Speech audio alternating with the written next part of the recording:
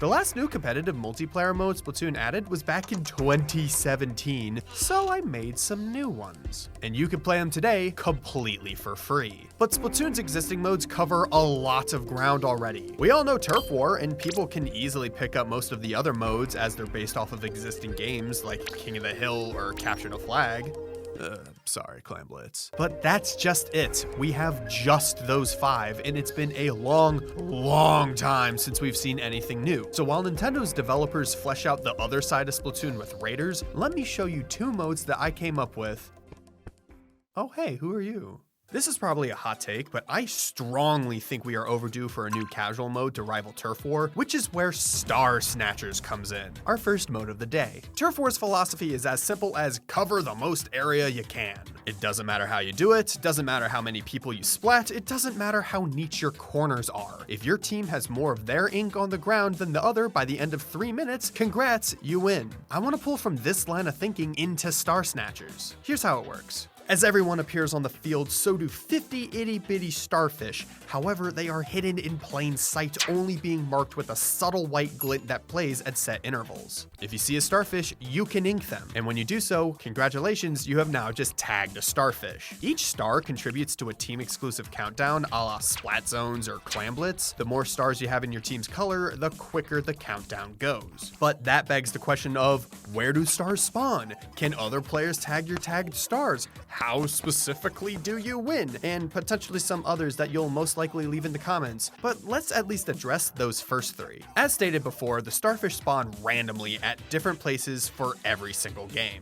No 2 games are alike in that regard, however, there are a few rules under the hood that keep it from being unfair. Namely, they appear in 3 different sections around the map, being the middle shared ground where players typically converge, your little spawn area that's still accessible by anyone, and the same on the opponent's side. Numbers would have to be tweaked in an official setting, but a cursory 25-50-25 split amongst those sections I feel would be a great jumping off point. When it comes to can other players tag your tagged stars, the answer is easily yes. However, I personally think it'd be a fun bit of chaos to have it so if a specific star changes hands too often or is inked a little too much, for instance, if 2 people are fighting over one specific star for a few seconds, it just up and explodes, absolutely splatting anyone caught in the blast radius, most likely the perpetrators. This then leads the star to respawn in a new location on the map. I think this could lead to some genuinely interesting strategy. Like if you know a certain star has been tagged a bunch, you could snipe it as someone walks by, allowing for a free kill at the cost of a potential point in the moment. So in that case, how do you actually win?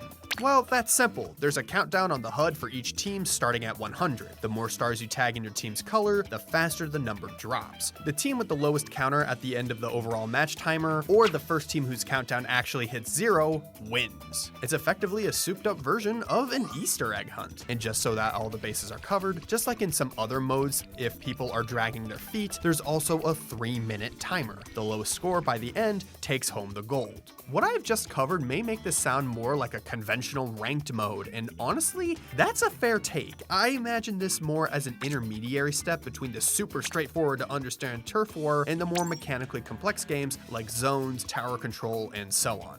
And before we move on, have you met Greg? Let's talk about Greg before moving on to the ranked mode. They act in the same way Inklings and Octolings do, and yes, they even have a squid form of which I dub the Greg fish. It comes with all the bells and whistles you think it does, but unfortunately the weapon kit for some reason didn't come with a sub-weapon or special?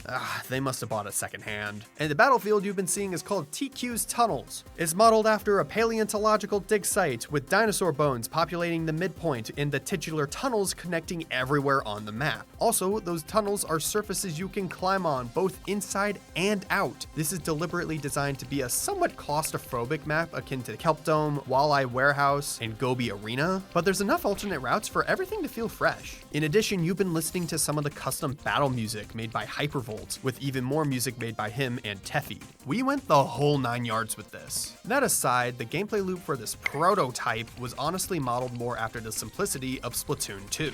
At my current skill level as a game developer, I still heavily rely on my colleagues to push me forward, so something as complex as the squid surge, squid roll, and even the variable spawning system just wasn't in scope.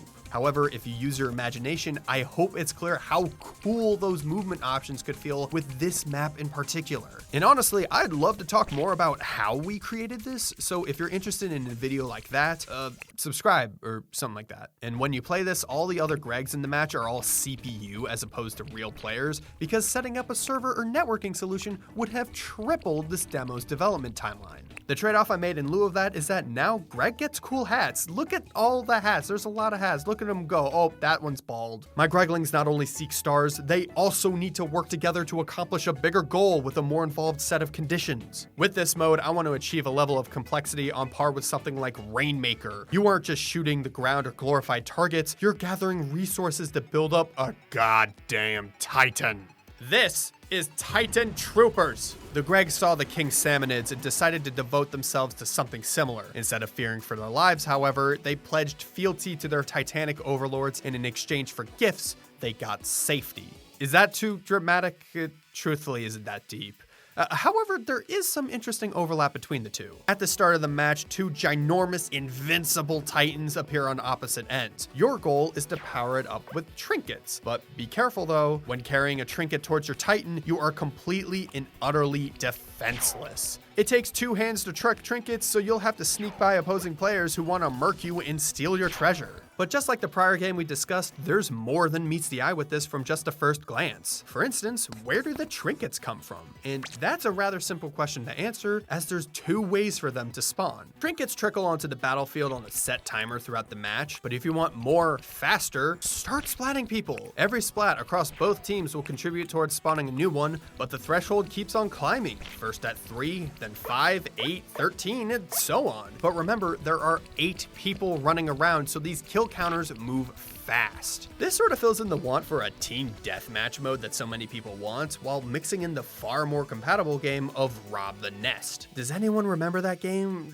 Shit, I might be getting old. The Titan can only receive so many buffs though. In the demo, there's a visual indicator on how many trinkets you have added to them, but if this were in an actual game, I'd love to see the actual model be updated with however many trinkets you added to them. So to win, you either A, fully kit out your Titan before the other team does, or B, have more trinkets than the other by the end of the timer. Either way, the one with the most tricked out Titan eviscerates the other into smithereens.